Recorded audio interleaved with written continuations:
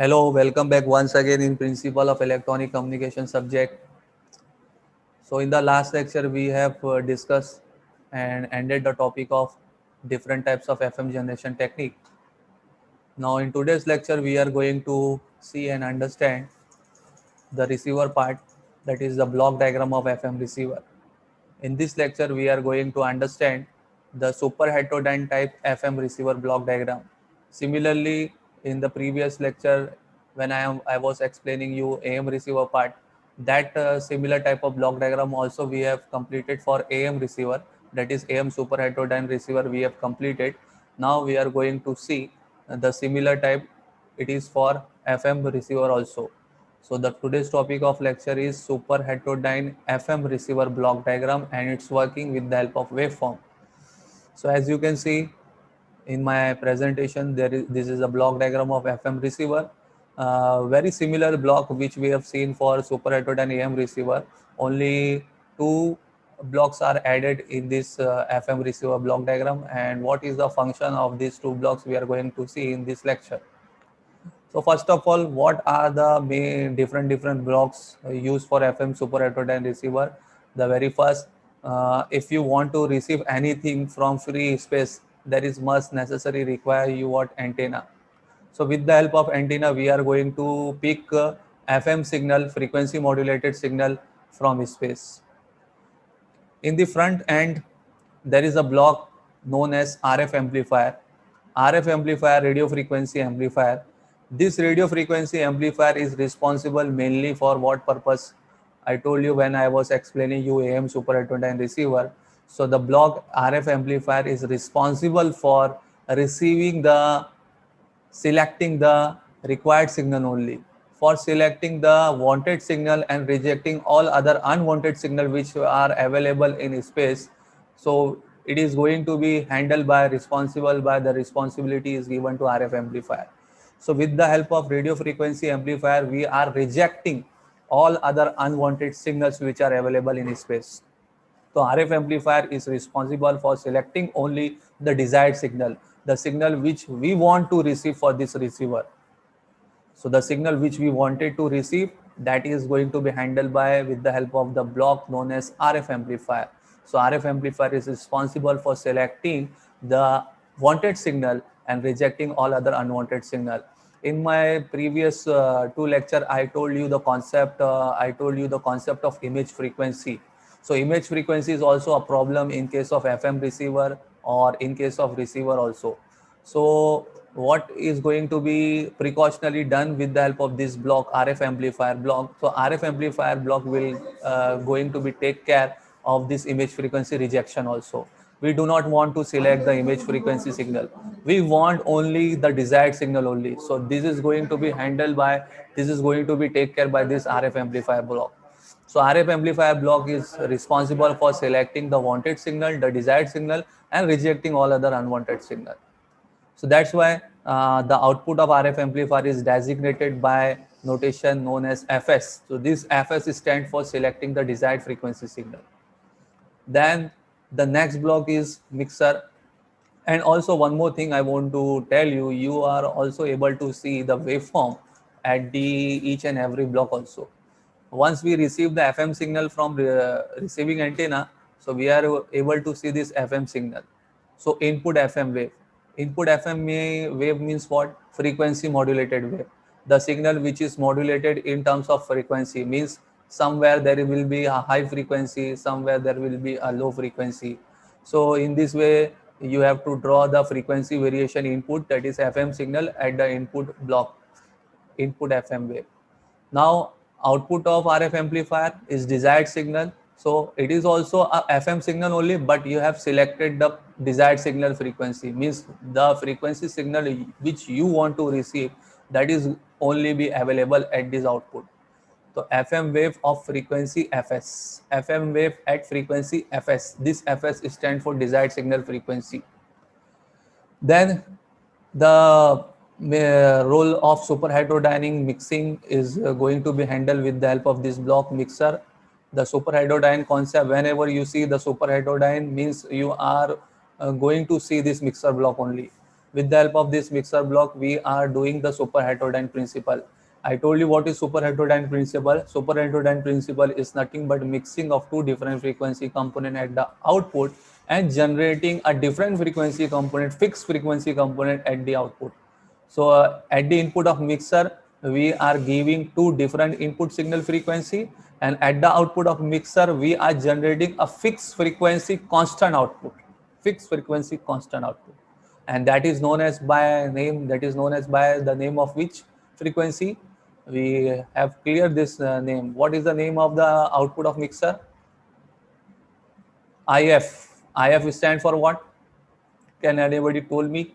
This IF stand for what? What is the full form of this IF? This IF block also you are able to see. So what is the full form of this IF? So the full form of IF is intermediate frequency. We have seen this thing in AM receiver super heterodyne block diagram also. So the role of mixer is to get the two different frequency component. The first one we are giving the input of desired signal frequency, and the other one we are giving the local oscillator frequency. The local oscillator frequency is fixed frequency sine wave signal. Local oscillator frequency is nothing but fixed frequency constant sine wave signal, which is used for generating this IF signal. So the role of local oscillator is used for mixing the local oscillator frequency with incoming signal frequency in order to obtain the intermediate frequency at the output. So in order to obtain intermediate frequency at the output of mixer, we require this local oscillator frequency for mixing with incoming signal frequency. So with the help of this mixing in the mixer block, we are getting the output as IF intermediate frequency, which is the difference of this local oscillator frequency and incoming signal frequency. So the output of mixer intermediate frequency, it is actually the difference of local oscillator frequency with incoming signal frequency. We have understood this concept also, why local oscillator frequency must be always greater than intermediate frequency. So local oscillator frequency, if greater than incoming signal frequency, then there is no problem of image frequency concept also. So that's why there is a necessary and why the local oscillator frequency is greater than incoming signal frequency? For the purpose of tuning purpose. So local oscillator frequency is greater than incoming signal frequency FO minus FS, and for IF, what is the and for FM, what is the IF value? You are able to see the value which is written over here. In FM, the frequency is in megahertz. The frequency range is in megahertz, so that's why the IF value of FM also is in megahertz, and its value is practical value of IF in frequency modulated receiver. FM receiver is 10.7 megahertz. So what is the IF value of FM receiver? So you must remember this value. It is 10.7 megahertz. Can anybody tell me what is the IF value for AM receiver? Can anybody remember that value? What is the IF value for AM receiver? Anybody of you? What is the IF value of AM receiver? नहीं याद है किसको भी? किसको कुछ याद नहीं रहता है? IF value for AM receiver कितना किलोहर्ट्ज? किलोहर्ट्ज में था वो.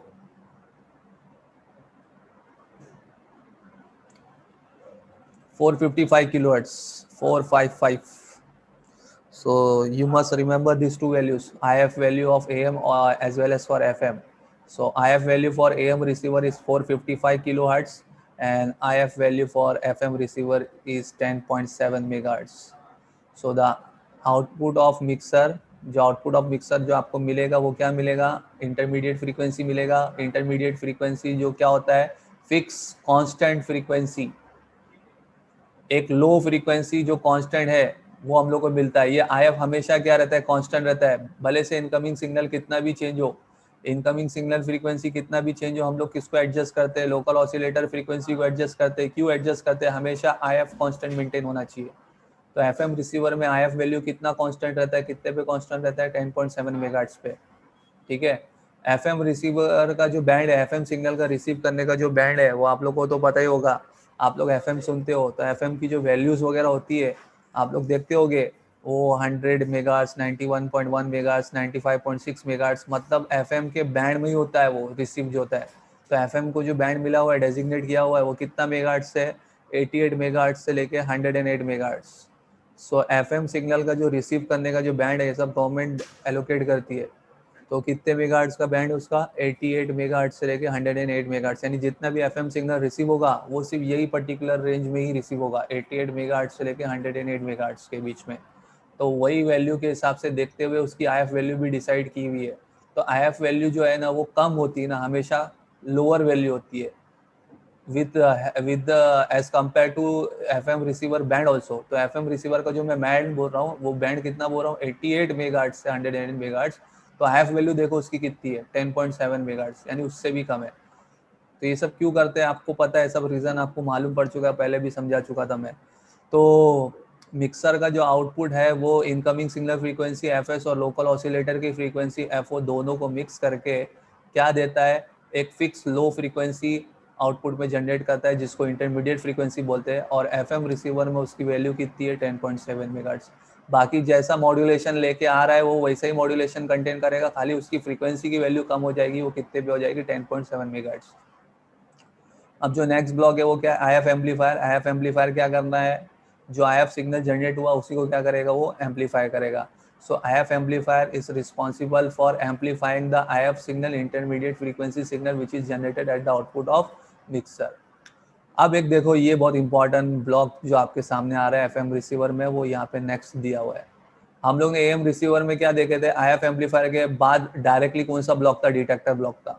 लेकिन एफएम रिसीवर में ऐसा नहीं है, आईएफ एम्पलीफायर के बाद में सबसे पहले, उससे पहले कौन सा ब्लॉक दिया हुआ है यहाँ पे, लिमिटर, जिसको और दूसरा नाम से भी बोला जाता है एम्पलीट्यूड लिमिटर। इसको नॉर्मल लिमिटर भी बोल सकते हैं, और क्या बोल सकते हैं इसको, एम्पलीट्यूड लिमिटर करके भी बोल सकते हैं। नाउ इसका रोल क्या है ये अभी हम लोग अंडरस्टैंड करना है। What is the role of limiter in FM receiver block, what is the role of limiter in FM receiver block. तो जैसा कि आपको पता है कि एफएम में फ्रीक्वेंसी मॉड्यूलेशन में क्या चीज़ चेंज होती है, फ्रीक्वेंसी चेंज होती है with respect to our information signal. तो हमारी जो इन्फॉर्मेशन है वो किस में ट्रैवल करती है, फ्रीक्वेंसी के वेरिएशन में। लेकिन स्पेस में है तो बहुत सारे नॉइस के फैक्टर होते हैं। तो नॉइस अगर अफेक्ट करेगा तो कौन से पैरामीटर पे अफेक्ट करेगा, एम्पलीट्यूड के पैरामीटर पे अफेक्ट करेगा। तो नॉइस की वजह से एम्पलीट्यूड क्या हो सकता है, वो एफएम का कम ज़्यादा हो सकता है। तो वो कम ज़्यादा जो एम्पलीट्यूड हुआ है, हमारी तो इन्फॉर्मेशन एम्पलीट्यूड में नहीं है, हमारी इन्फॉर्मेशन किस में ट्रेवल कर रही है, फ्रीक्वेंसी के वेरिएशन में ट्रेवल कर रही है। तो जो अनवांटेड एम्पलीट्यूड राइज हुआ है एफएम सिग्नल में, उस अनवांटेड एम्पलीट्यूड राइज को हम क्या कर सकते, कट कर सकते, लिमिट कर सकते। क्यों कर सकते, रीजन क्या है इसमें, क्योंकि इंफॉर्मेशन एम्पलीट्यूड में नहीं है, इंफॉर्मेशन किस में है, उसकी फ्रीक्वेंसी की वेरिएशन में। तो जो अनवांटेड एम्पलीट्यूड बढ़ता है, उस अनवांटेड एम्पलीट्यूड को हम लिमिट कर सकते हैं, कट कर सकते हैं with the help of this block which is known as limiter block. So that's why यहाँ पे आपको लिमिटर ब्लॉक नजर आएगा, लेकिन एम्पलीट्यूड मॉड्यूलेशन में लिमिटर ब्लॉक नजर नहीं आएगा। क्यों, क्योंकि एम्पलीट्यूड मॉड्यूलेशन में जो इन्फॉर्मेशन ट्रेवल करती है वो किस में ट्रेवल करती है, अपनी एम्पलीट्यूड में ट्रेवल करती है। तो अगर एम्पलीट्यूड को लिमिट कर दोगे तो अपनी इन्फॉर्मेशन भी लॉस्ट हो जाएगी। लेकिन एफएम रिसीवर में ऐसा नहीं है। एफएम रिसीवर में क्या होता है कि अपनी इंफॉर्मेशन किस में ट्रेवल कर रही होती है, फ्रीक्वेंसी में ट्रेवल कर रही होती है। तो अगर अनवांटेड एम्पलीट्यूड राइज होता भी है, जिसकी वजह से एम्पलीट्यूड बढ़ भी जाता है, तो उस अनवांटेड एम्पलीट्यूड को हम क्या कर सकते हैं, रिमूव कर सकते हैं, कट कर सकते हैं। और ये कट अपने को कब करना है, डिटेक्शन के पहले ही करना है। दैट्स वाई डिटेक्टर ब्लॉक के पहले लिमिटर ब्लॉक यूज हुआ है। अगर ये चीज लिमिटर ब्लॉक में चली जाएगी तो वो अनवांटेड एम्पलीट्यूड भी क्या हो जाएगा, डिटेक्ट हो जाएगा, नॉइस क्रिएट करेगा, डिस्टर्बेंस क्रिएट करेगा। So therefore there is necessary है बिफोर डिटेक्टर, डिटेक्शन करने से पहले हमको कौन सा ब्लॉक यूज करना है, एम्पलीट्यूड लिमिटर ब्लॉक यूज करना है। तो ये एम्पलीट्यूड लिमिटर ब्लॉक यूज करके क्या कर पाएंगे हम लोग, जो भी अनवांटेड एम्पलीट्यूड राइज हुआ है एफएम वेव में, उस अनवांटेड एम्पलीट्यूड राइज को हम लोग क्या कर देंगे, रिमूव कर देंगे, कट कर देंगे, ताकि वो भी जाके डिटेक्ट ना हो, ताकि वो भी जाके डिटेक्ट ना हो डिटेक्टर में। नहीं तो अगर वो ऐसी की ऐसी भेज देंगे तो वो भी डिटेक्ट हो जाएगा और नॉइस क्रिएट करेगा हमारी इंफॉर्मेशन सिग्नल में। तो आई होप आप लोगों को ये लिमिटर ब्लॉक का एक्सप्लेनेशन समझ में आया होगा। What is the role of this limiter block and why it is kept before detector. अगर ये डिटेक्टर के पहले नहीं रखा जाएगा तो ये भी चला जाएगा साथ में, ये भी डिटेक्ट हो जाएगा। इसलिए हमेशा सबसे पहले डिटेक्शन के पहले एम्पलीट्यूड लिमिटर ब्लॉक को यूज करते हैं, ताकि जो भी अनवांटेड एम्पलीट्यूड राइज हो एफएम में उसको क्या कर दें हम लोग, रिमूव कर दें। इसके बाद आपको डिटेक्टर का रोल तो पता ही है। डिटेक्टर का रोल क्या होगा, जो भी इनपुट में एफएम सिग्नल है उसका original sine wave signal generate करके बताएगा। तो इसको डिटेक्टर भी बोलते हैं, डिस्क्रिमिनेटर भी बोलते हैं, दूसरा नाम इसका डिस्क्रिमिनेटर भी है। कोई ब्लॉक डायग्राम में आपको इसकी जगह पे डिस्क्रिमिनेटर भी लिखा हुआ दिखाई देगा, तो डिस्क्रिमिनेटर बोलिए, डिटेक्टर बोलिए, इट इज सेम थिंग। तो what is the role of this detector, whatever the input signal, जो इनपुट सिग्नल आप एफएम मॉड्यूलेटेड सिग्नल दे रहे हो, उस मॉड्यूलेटेड सिग्नल से क्या रिकवर करेगा, ओरिजिनल सिग्नल जनरेट करेगा, original sine wave signal generate करेगा। इसलिए इसका नाम देखो डिटेक्टेड सिग्नल दिया हुआ है, ठीक है। फिर एक बार जब डिटेक्टेड हो गया, अब उसके आगे देखो एक और नया ब्लॉक आपको दिख रहा है, ये भी एम रिसीवर में नहीं था, एफएम रिसीवर में ये आया है नया ब्लॉक। इस ब्लॉक का नाम क्या है, डी एम्फेसिस। सो डी एम्फेसिस का क्या रोल होता है, ये चीज हम लोग ने पढ़ चुके हैं, प्री एम्फेसिस, डी एम्फेसिस। तो एफएम में नॉइज का इफेक्ट कम करने के लिए हम लोग को क्या करना पड़ता था, जब बिफोर मॉड्यूलेशन, मॉड्यूलेशन के पहले प्री एम्फेसिस सर्किट यूज करना पड़ता था। तो जो अमाउंट में आपने प्री एम्फेसिस किए थे अपने ओरिजिनल सिग्नल को, उसका एम्पलीट्यूड बढ़ाए थे, वो अमाउंट का उसका कम भी तो करना पड़ेगा रिसीवर साइड पे। तो यही चीज इधर पे नजर आ रही है। तो जो अमाउंट में ट्रांसमीटर साइड में प्री एम्फेसिस किया हुआ था, वही अमाउंट में डिटेक्टर के बाद रिसीवर साइड में डी एम्फेसिस करना पड़ेगा।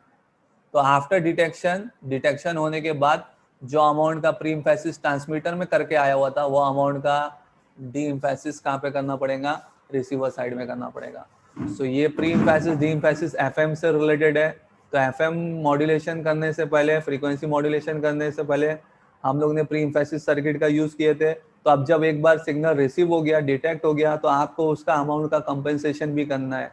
जो अमाउंट में ट्रांसमीटर साइड में बढ़ा के भेजा गया था, वही अमाउंट में रिसीवर साइड में सुनने से पहले उसको कम भी करना पड़ेगा।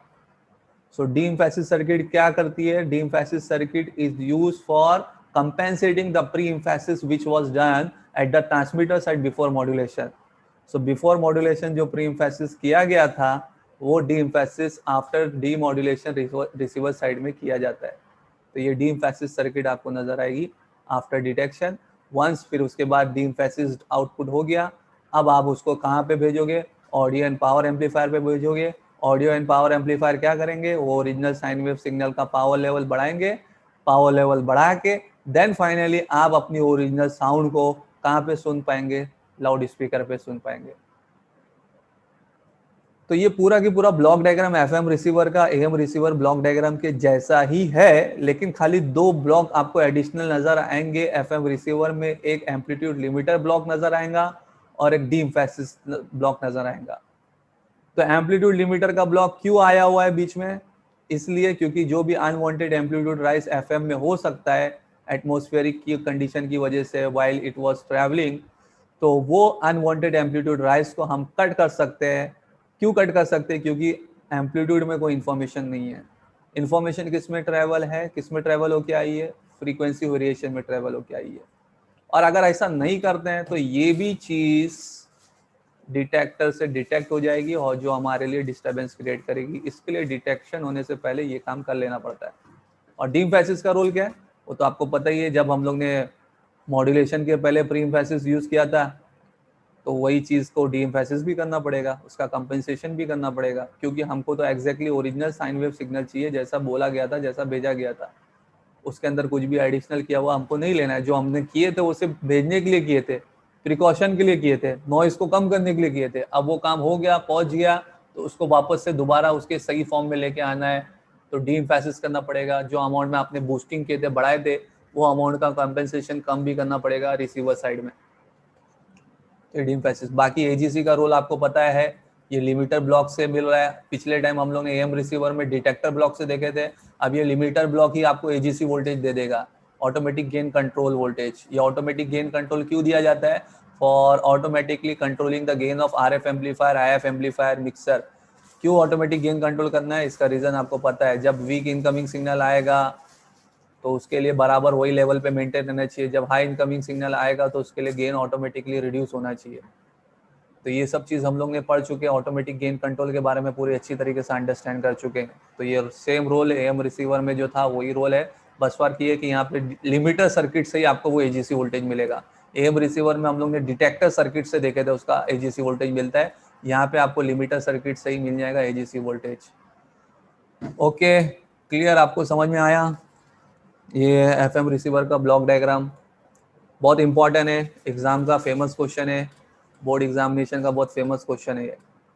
तो यहाँ पे मैंने ब्लॉक डायग्राम बताया हूँ, लेकिन फंक्शन में सिर्फ 2 ही ब्लॉक का एक्सप्लेनेशन दिया हूँ, क्योंकि बाकी ब्लॉक का एक्सप्लेनेशन पहले ही मैंने एम रिसीवर में दे चुका हूँ।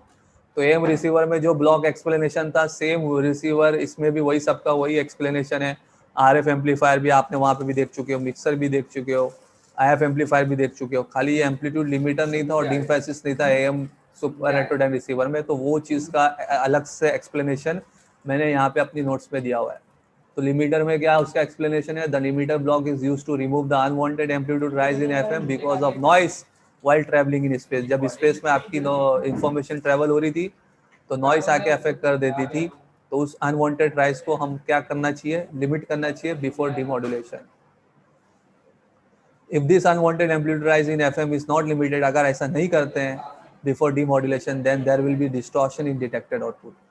तो अगर ऐसा नहीं करेंगे तो डिस्टॉर्शन आएगा हमारे डिटेक्टेड सिग्नल में। डीम फेसिस का क्या है, the artificial boosting which was done before modulation at the transmitter side has been, यहाँ पे हैज बीन आएगा, has been compensated bye the de-emphasis circuit at the receiver after demodulation. तो जो amount में हमने बूस्टिंग किए थे before transmitter, before modulation at the transmitter side, उसका कंपेंसेशन करना है रिसीवर में आफ्टर डिमॉड्यूलेशन। तो आई होप आप लोग को ये एक्सप्लेनेशन समझ में आएगा। और एक इम्पॉर्टेंट चीज़ मुझे ये चीज़ समझाना है आप लोग को, ये इसका जो क्वेश्चन है ना बोर्ड में आता है, तो कैसे आता है, कैसे फॉर्म में आता है, वो चीज़ मैं आपको क्लियर कर देता हूँ। देखो, ये मैंने बोर्ड का मॉडल आंसर पेपर खोला है। बोर्ड के मॉडल आंसर पेपर में यहाँ पे दिया हुआ है, describe the block diagram of FM super heterodyne receiver. तो ये block diagram of FM super heterodyne receiver पूछ रहा है। डायग्राम का 2 मार्क्स है, एक्सप्लेनेशन का 2 मार्क्स है। तो यहाँ पे आपको वही जो ब्लॉक मैंने एक्सप्लेनेशन दिया वही ब्लॉक डायग्राम है इधर पे। नाउ ये ब्लॉक डायग्राम में आपको इधर पे नज़र आ रहा है। सबसे पहले फर्स्ट फ्रंट में क्या है, receiving antenna, RF amplifier, mixer, local oscillator, if amplifier, और आईएफ की वैल्यू जो इंपॉर्टेंट में बताया कितनी है इधर पे 10.7 मेगाहर्ट्ज। सो एफएम रिसीवर में आईएफ की वैल्यू कितनी है 10.7 megahertz. Limiter block, amplitude limiter भी बोलते हैं। तो यहाँ से आपको एजीसी वोल्टेज मिल रहा है, कहाँ जा रहा है, आरएफ एम्पलीफायर में जा रहा है, आईएफ एम्पलीफायर में जा रहा है। एफएम डिटेक्टर, डिटेक्टर भी बोल सकते हैं, डिस्क्रिमिनेटर भी बोल सकते हैं। एफएम डिटेक्टर ओरिजिनल साइन में सिग्नल जनरेट होगा। De-emphasis audio and power amplifier, फिर लाउड स्पीकर। तो जो ब्लॉक मैंने यहाँ समझाया वही है, बाकी सबका ब्लॉक का एक्सप्लेनेशन दिया हुआ है। सो ब्लॉक का एक्सप्लेनेशन जो जो मैंने आपको समझाया था, आरएफ एम्पलीफायर का क्या एक्सप्लेनेशन है वही चीज़ है, to increase the strength of weak signal को एम्पलीफाई करने के लिए, और टू reject image frequency signal, unwanted signal वो सबको रिजेक्ट करने के लिए ये इधर पे यूज़ होता है। मिक्सर का काम क्या है, 2 डिफरेंट फ्रीक्वेंसी कंपोनेंट को मिक्स करेगा और आउटपुट में क्या जनरेट करेगा, intermediate frequency. So the intermediate frequency जो उसकी वैल्यू है, प्रैक्टिकल वैल्यू कितना दिया हुआ है यहाँ पे 10.7 मेगाहर्ट्ज। 10.7 मेगाहर्ट्ज ये आईएफ वैल्यू एफएम रिसीवर की याद रखने का। लोकल ऑसिलेटर का तो आपको रोल पता ही है, आईएफ एम्पलीफायर आईएफ सिग्नल को एम्पलीफायर करेगा। एम्पलीट्यूड लिमिटर जो एक्स्ट्रा ब्लॉक आया था, the function of amplitude limiter is to remove all amplitude variation of FM carrier voltage that may occur due to atmospheric disturbance. Use of amplitude limiter makes the system less noisy.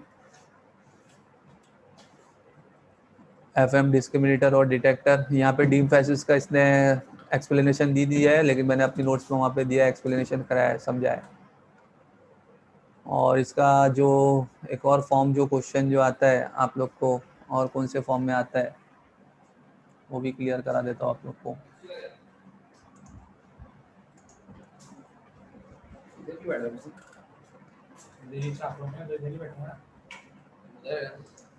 एक बार इसका question इस तरीके से भी आता है, ये form में भी आता है कि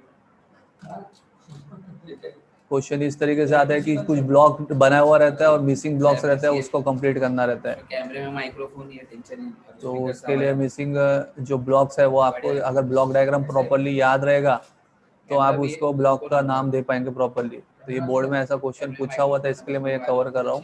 दोनों चीज़ पूछा था वो, इनफैक्ट पेपर में एफएम रिसीवर ब्लॉक डायग्राम भी पूछा था और एक्सप्लेनेशन भी पूछा था, और अलग से एक क्वेश्चन आया था कि उसमें कुछ मिसिंग ब्लॉक्स है, उसको कंप्लीट करो।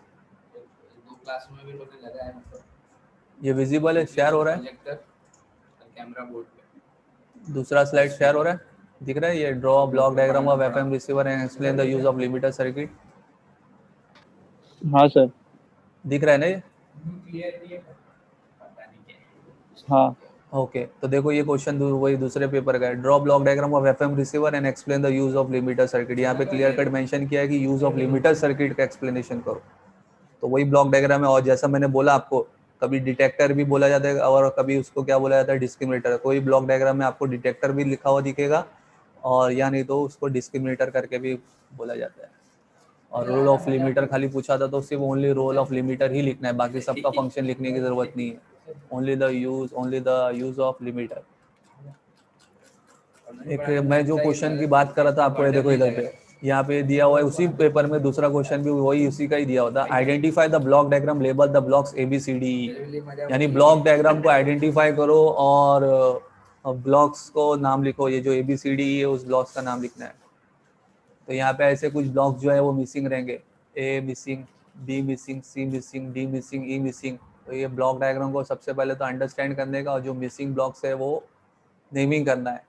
तो पहले तो आपको ये देख के समझ में आना चाहिए, लिमिटर ब्लॉक लिखा हुआ है, डीम पैसेज लिखा हुआ, मतलब ये एफएम रिसीवर का ही ब्लॉक डायग्राम है। तो सबसे पहला ये ए की जगह पे क्या रहेगा, आरएफ एम्पलीफायर, बी की जगह पे क्या रहेगा, लोकल ऑसिलेटर, सी की जगह पे क्या रहेगा, आईएफ एम्पलीफायर, डी की जगह पे क्या रहेगा, इधर पे कौन सा ब्लॉक रहेगा। लिमिटर के बाद कौन सा ब्लॉक आता है, कौन बताएगा मुझे? लिमिटर के बाद कौन सा ब्लॉक आता है?